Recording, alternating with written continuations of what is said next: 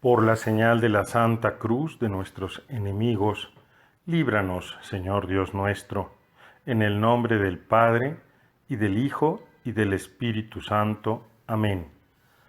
Señor mío y Dios mío, creo firmemente que estás aquí, que me ves, que me oyes. Te adoro con profunda reverencia.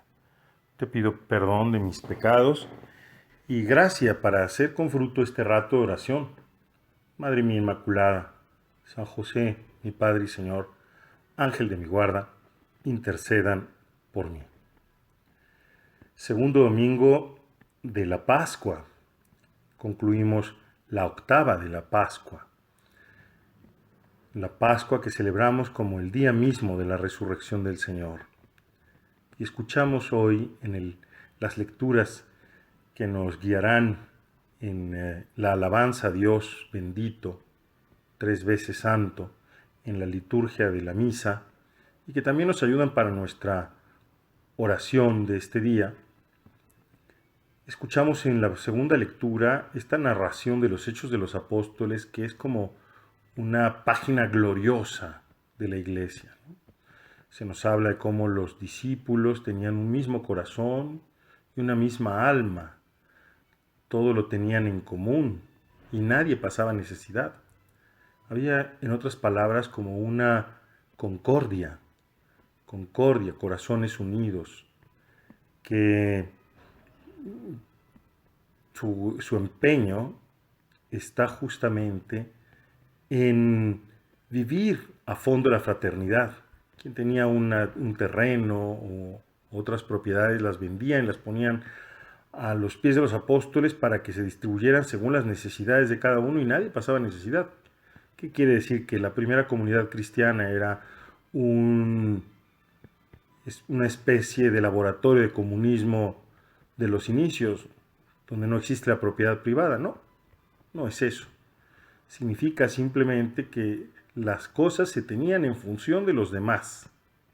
Y las cosas eran cosas que son útiles, no cosas a las que se le da el corazón y que se absolutizan y que incluso se ponen en el lugar de Dios, sino que se dispone de esos medios para el servicio de los demás, para que nadie pueda pasar necesidad ni otra suerte de pobrezas. La fuerza del cristianismo, la fuerza de la fe radica en esto, en este testimonio de vida, en este testimonio de caridad, de unidad. Y es bueno que entonces nosotros, cada vez que pensamos en la evangelización, en el anuncio de Jesucristo a los no creyentes o a los que ya escucharon el Evangelio, pero están lejos, están fríos, pues pensemos que el argumento que mejor entra es el testimonio de la caridad, es el testimonio de la fraternidad, es el testimonio de la unidad.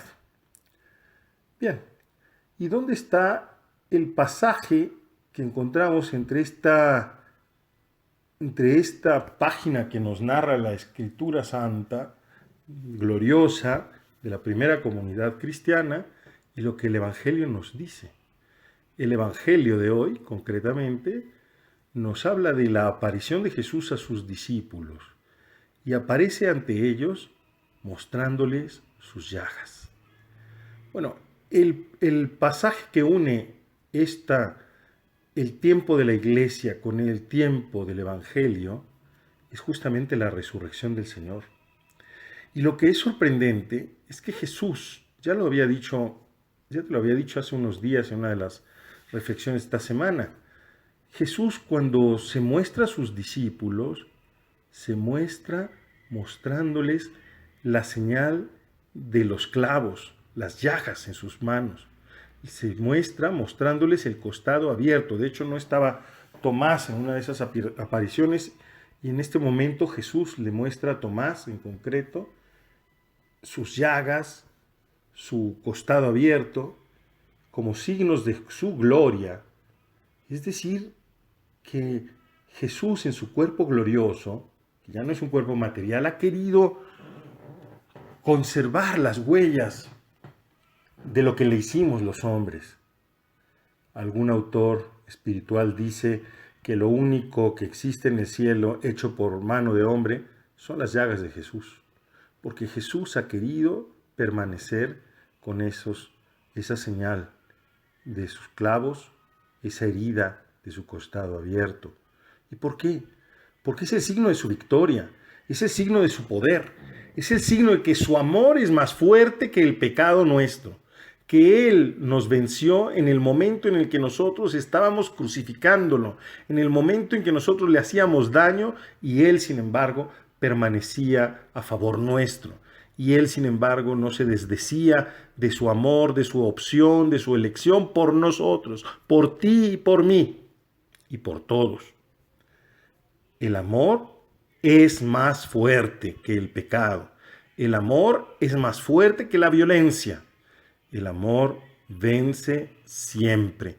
Y Jesús permanece con la señal de los clavos, con la señal de su herida, de su costado abierto, porque es la señal de su victoria, de que su amor ha sido más fuerte, de que es más poderoso que nosotros, porque nos ha perdonado.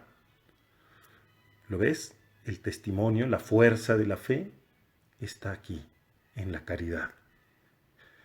Pero mira, contemplar las llagas abiertas de Jesús, contemplar el costado herido, nos lleva también a considerar la gravedad de nuestro mal, la gravedad de nuestro pecado, pero sobre todo la profundidad del amor de Dios que nos perdona siempre.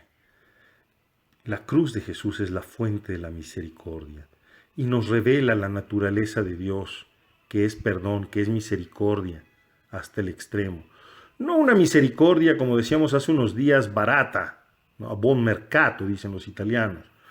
Una misericordia que sería una simple y burda exculpación, sino una misericordia que es una llamada a la conversión, que es perdón, pero que requiere el reconocimiento de los pecados. Ahora bien, reconocer los pecados, reconocer nuestros fallos, sin la misericordia de Dios, es terrible, es destructivo, es angustiante, es aterrador.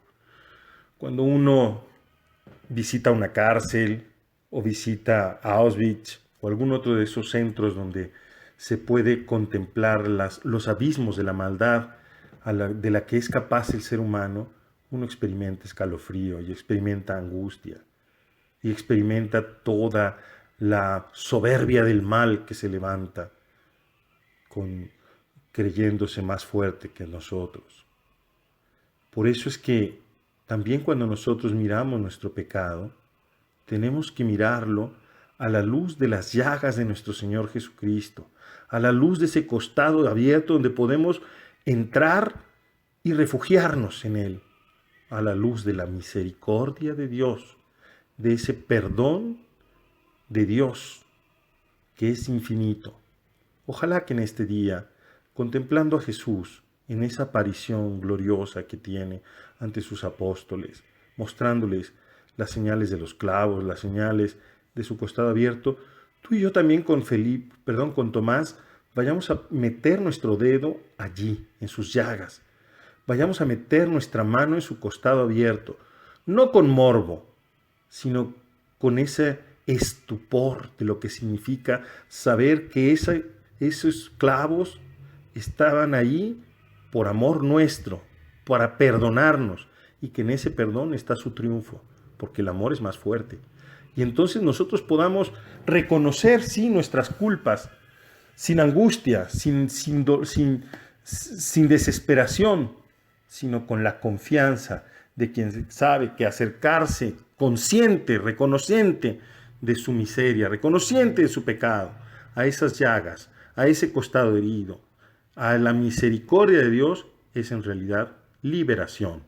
No es querer mantener una especie de sentimiento de culpa para que podamos ser manipulados por otros, sino que es más bien llenarnos de esa libertad que nos da el amor que vence, el amor que es más fuerte, el amor que perdona, que es el acercarnos a Dios en su naturaleza, que es misericordia.